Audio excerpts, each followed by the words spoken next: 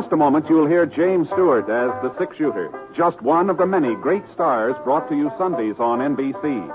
Every Sunday, hear Hume Cronin and Jessica Tandy in The Marriage, Sir Laurence Olivier on Theatre Royal, Lawrence Tibbett with the Golden Voices, Helen Hayes, Frederick March, Rex Harrison, and Lily Palmer on the NBC Star Playhouse. All of them heard only on NBC. James Stewart as the six-shooter. Sister is gray steel and rainbow mother of pearl. Its handle unmarked. People call them both the six-shooter.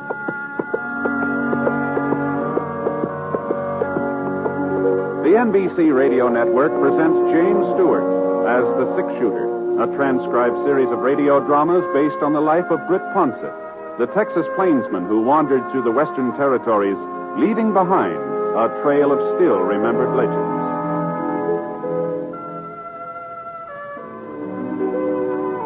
Now, in just a moment, immediately following this important announcement, you'll hear Act One of The Six-Shooter. A lot of vacations start as a daydream and end as a daydream for lack of money. That need not happen to you. You can have extra money when you need it. Simply join the payroll savings plan for buying United States savings bonds. When your bonds mature, you'll get back $4 for every $3 you invest. And there's your extra money, your vacation, both guaranteed. Ask your employer about buying United States savings bonds through the payroll savings plan. Then join. Now, Act One of The Six-Shooter, starring James Stewart.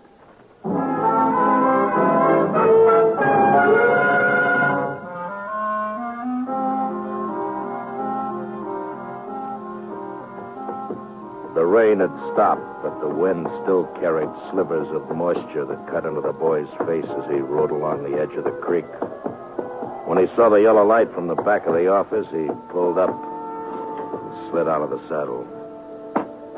Then tied a wet bandana under his eyes and walked slowly, quietly to the door. All right. Put them up over your heads. Reach. What's that? Way up, both of you. Stay away from that shotgun. Now, look here, young fella. You, get over to the safe. Better hurry it up, mister. Open it. I said open it. That's better. Now toss me that sack. Okay. Don't try to follow. Thanks a lot. I see you. Dirty young.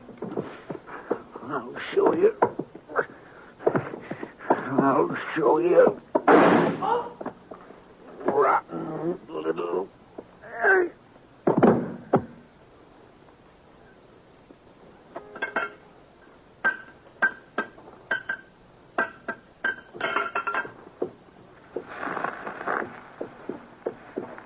Howdy, mister.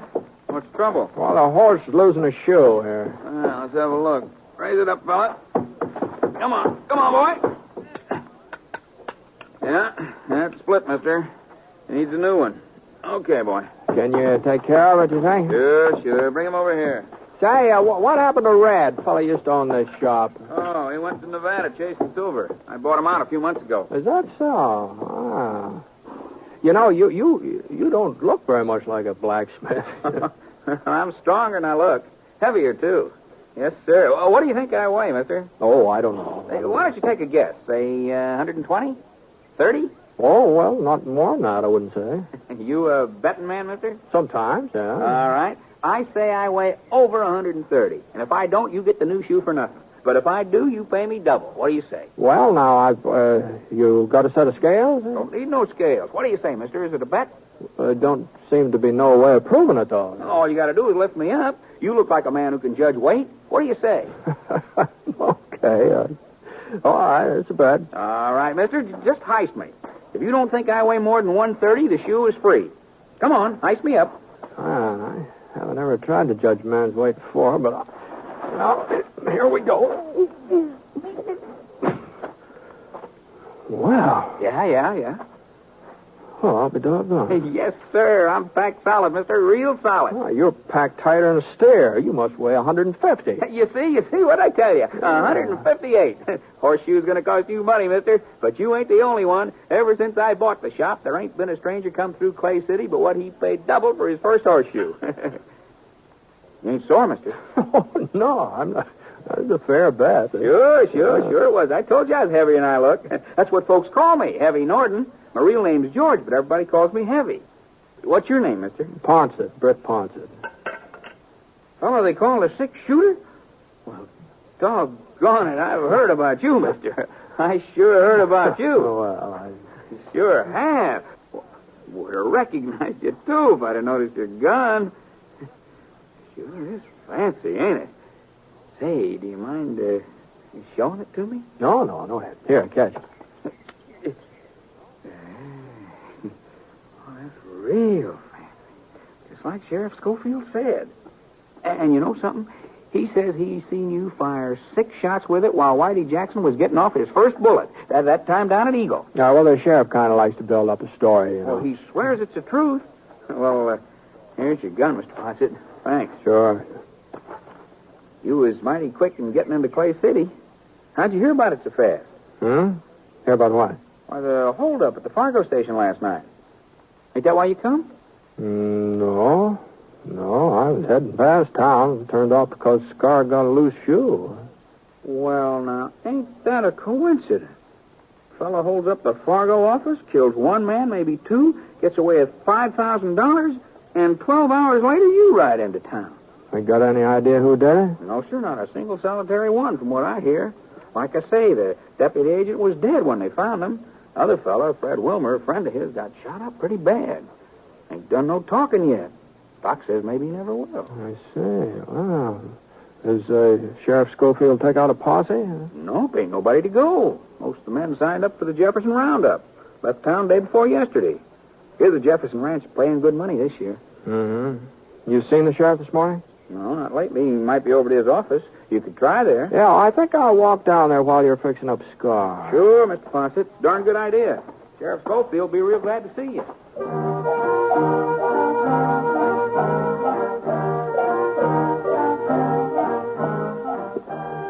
A couple of doors this side of the sheriff's office, I saw the Wells Fargo sign nailed up next to the window. The place wasn't locked, so I went inside. One of the chairs was upset, and there were some damp stains on the floor. The cast-iron safe against the wall was standing wide open, so I kicked it shut. And then I went out in the back stoop. There was some more blood on the steps, and then just red mud. Right at the edge, I saw the hoof prints. They trailed off the side of the creek, and whoever made them had headed west. I let one knee down into the mud and looked at the prints real close. The horse had been wearing one shoe different from the other 3.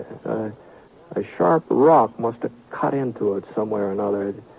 Not enough to split it, but just enough so that the print left a sort of a jagged line, like fancy handwriting.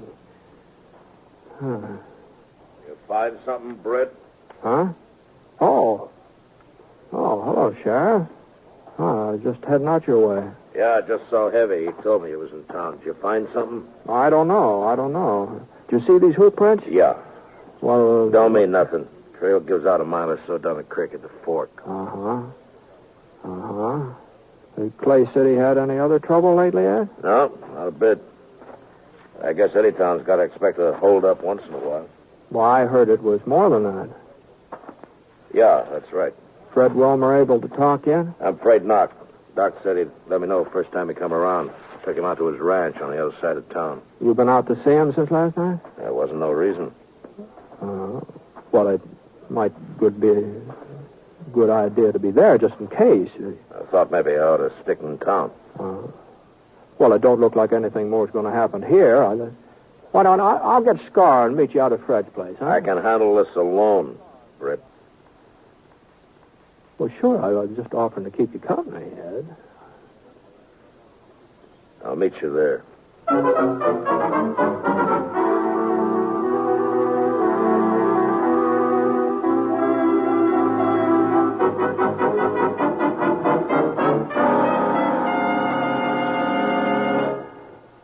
all fixed up, Mr. Ponset. Tied him up around the side so he'd be in the shade. Well, thanks very much. Mighty fine horse you got there, too. You find Sheriff Scofield? I told him you was in town. Yeah, I found him. Figure out anything? No, not so far. You will. Sheriff's a good man. You and him together, you'll get whoever done it. Maybe. Say, you're the only blacksmith around here, aren't you, Heavy? Yeah, only one for 40 miles, yes, sir. Did you ever see a horse with a shoe that's got one jagged edge, left hind leg? A lot of shoes got jagged edges, Mr. Ponset. Yeah, I know, but now let's see here. Let's see, I'll try to show you what I mean. I'm not much of an artist, but it looks something like this. Mm-hmm. It's sort of like that. Yeah. Seems to me I did see a shoe like that just the other day. Well, sure. I remember. Told me I ought to get a new one for it. Ben Scofield, that's who it was just the other day. Ben? That's right, sheriff's kid. You know him, don't you, Mr. Ponset? Sure. Well, I haven't seen Ben for a couple of years, though. Well, sir, you wouldn't recognize him if you saw him now. That boy just sort of growed up overnight. Yeah. Yeah, I guess he has.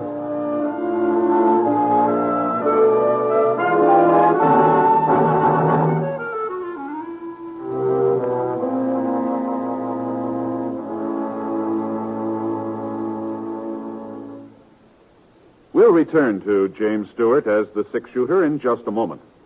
Here's a reminder about some of the wonderful entertainment that's yours for the listening each Wednesday evening on the NBC radio network.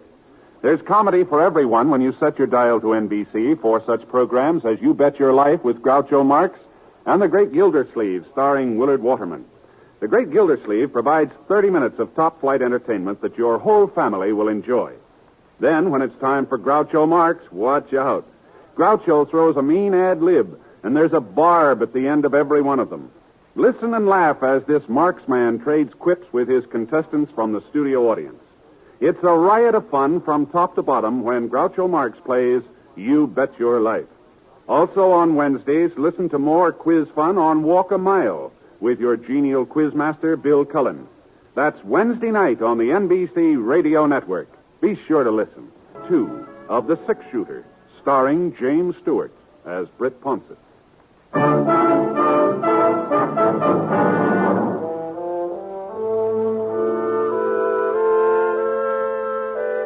It wasn't much of a ride, and Sheriff Scofield was sitting on Fred Wilmer's porch swing when I got there.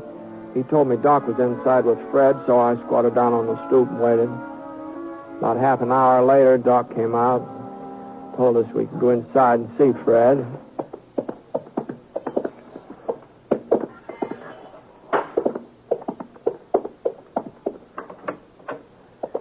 Fred was lying on a cot, breathing hard. The white cloth across his chest was stained pink, and his voice sounded like it was full of air. We was just sitting talking, Sam and me. Didn't hear the back door open. Must have left it unlocked.